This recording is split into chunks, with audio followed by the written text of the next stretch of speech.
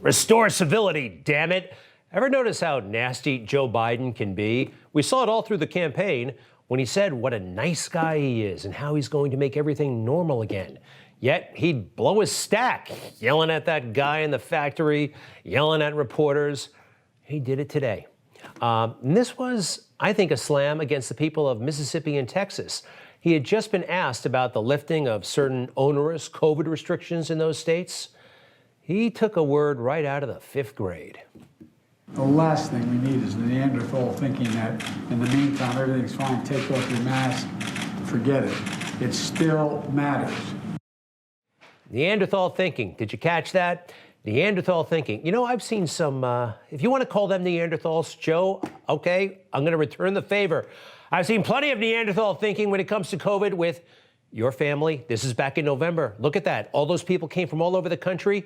You weren't wearing a mask and no one else was either, okay? How about some more Neanderthal examples? There's Hunter Biden going up for a big smooch right after you became president. No one wearing a mask there. I think we got another one. Dr. Fauci. Is he a Neanderthal? Isn't he the ultimate expert in everything?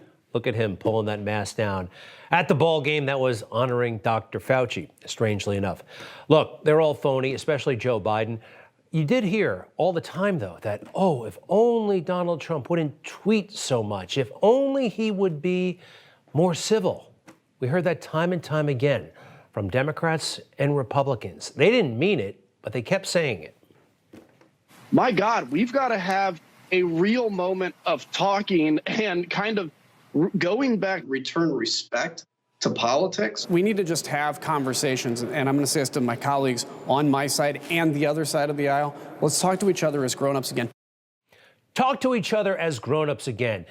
Adam was saying that a lot. So were a lot of his colleagues. Adam really got carried away with this message. This was his brand for a while. He wrote essays about it in the USA Today and elsewhere. Let's take a look at one, please. Adam wrote, allowing emotions to overrule our ideas can lead to a breakdown in civil society, and I fear we're on a path that will destroy America's foundation.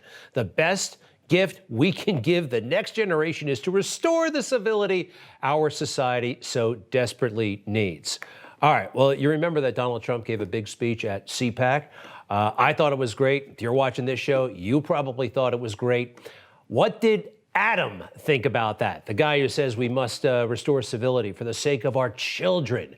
He put out this tweet. Trump lost the election, FYI. Side note, this speech is boring. We can't win the presidency with this boring, low-energy, stream of conscience, weak, has-been choke artist.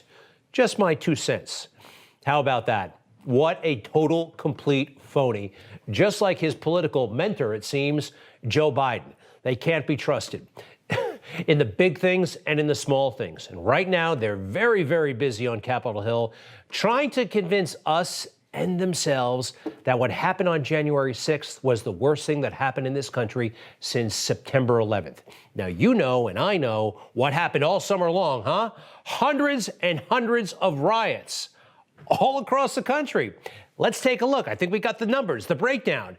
275 riots supporting Black Lives Matter, 1 riot on January 6th. Yet hearing after hearing after hearing about how did January 6th happen? How do we prevent it from happening? Are the white supremacists, are they an existential threat or just a severe threat to the country? A lot of it's propaganda. Here's an example. At 1:49 p.m., I received a frantic call from then Chief of United States Capitol Police Stephen Son, where he informed me that the security perimeter of the United States Capitol had been breached by hostile rioters. Chief Son, his voice cracking with emotion, indicated that there was a dire emergency at the Capitol, and he requested the immediate assistance of as many available National Guardsmen that I could muster. Immediately after that 1:49 call, I alerted the U.S. Army senior leadership of the request. The approval for Chief Son's request would eventually come from the Acting Secretary of Defense and be relayed to me by Army senior leaders at 5:08 p.m., about 3 hours and 19 minutes later. 3 hours and 19 minutes later. If only those Trump administration officials had moved faster. That's what he was selling today, and that's what the mainstream media was buying. Nope, this is classic deep state CYA, blame the previous administration for everything.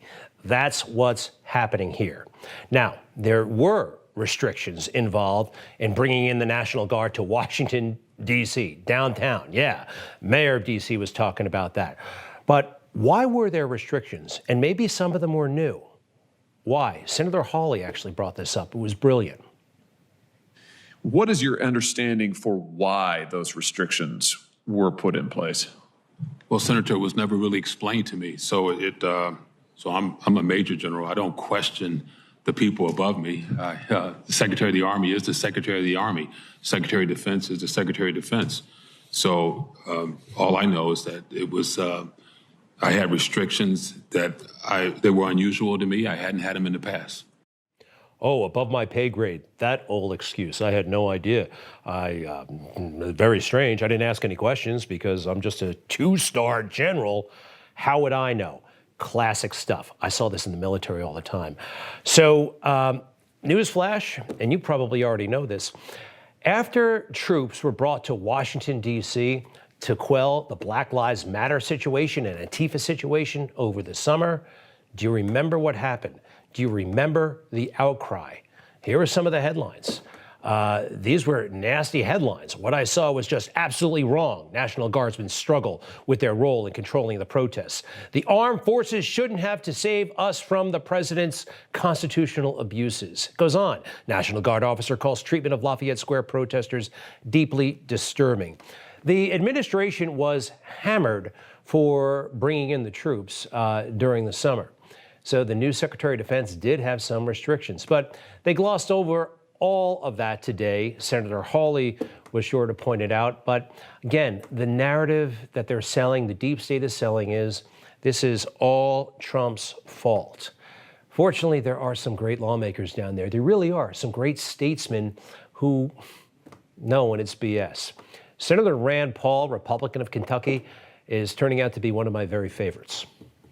My understanding is over 1,000 Capitol Hill police that were either off duty or not here, that could have, and probably in retrospect, better judgment would have had them in there, and we would have had riot lines, and we might have prevented this from happening. So I think we can talk all we want about January 6th, but really it's the decision-making leading up to that. Someone made a bad judgment call, and we need to be better prepared. If we want to fix this in the future, it isn't about calling the National Guard out quicker. It's about having 1,000 people standing there before the riot happens so the riot doesn't happen. Yeah, he pointed out that there were hundreds of Capitol Hill police who weren't there, who could have been there. And we saw what happened. Crowds of people seemed to be allowed onto Capitol Hill, allowed into the Capitol. We've all seen these videos. Very, very strange.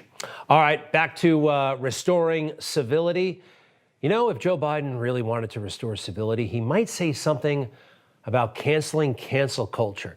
Nobody likes it.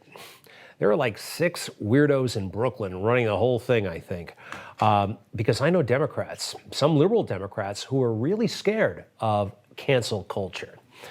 Makes us miss Donald Trump, doesn't it? Maybe on our side. Remember how aggressive he was, how proud he was to stand up for what was right? This thing with Dr. Seuss, this has touched a nerve. This thing is galvanizing people. People who aren't even interested in politics are talking about what they're doing now. But only Donald Trump, in terms of a president, would actually come out and say something like this. There is a new far-left fascism that demands absolute allegiance. If you do not speak its language, perform its rituals, recite its mantras, and follow its commandments, then you will be censored, banished, blacklisted, persecuted, and punished. It's not going to happen to us. Not going to happen to us. It would have been easier for it not to happen to us with Donald Trump still in the White House, but we all have an assignment to make sure that this does not happen to us. Okay? You just watched Newsmax TV, America's fastest growing cable news channel, now in more than 70 million homes. You can get Newsmax TV on your cable system or check your cable guide. And if your system doesn't carry Newsmax, call them, tell them you want Newsmax TV, because we're real news for real people.